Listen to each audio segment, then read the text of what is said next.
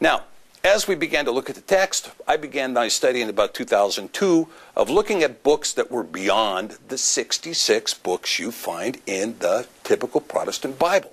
Why did I do that? Because I was looking at an Oxford Bible, and it had additional books. And I read it, and I came to find that these additional books were also found in the King James Bible as late as 1887.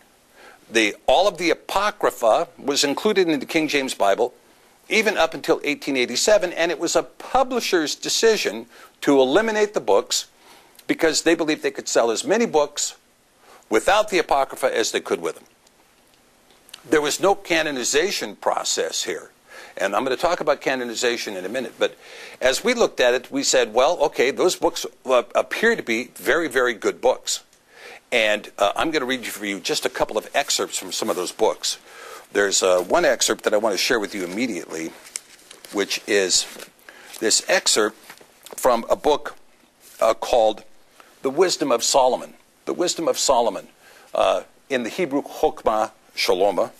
But it says this: the righteous live forevermore. Their reward is also with Yahuwah, and the care of them is with El Elyon. Therefore shall they receive a glorious kingdom and a beautiful crown from Yahuwah's hand. For with his right hand he shall cover them, and with his arm he shall protect them. He shall take to him his jealousy for complete armor, the armor of Yahuwah, and make the creature his weapon for the revenge of his enemies. He shall put on righteousness as a breastplate, and true judgment instead of a helmet.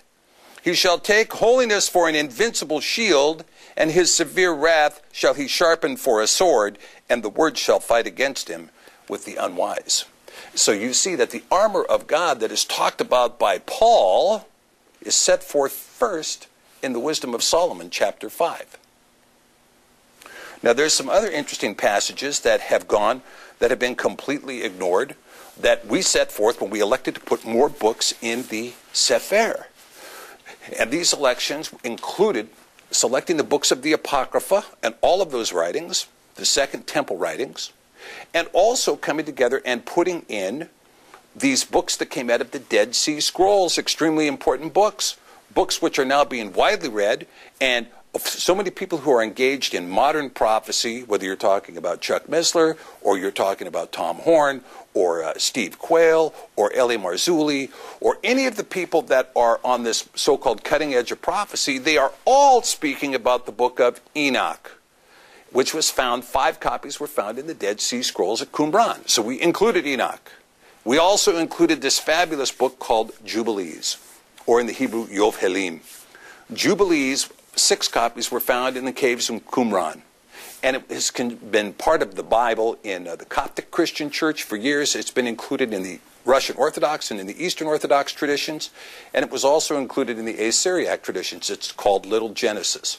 Very important book that answers so many questions you might have about the original creation. Like one of the questions that people ask is, before Israel, before Jacob became Israel, were the generations before him, did they go to heaven? I mean, it's a question about Abraham, a question about Isaac, a question about Noah, a question about Adam.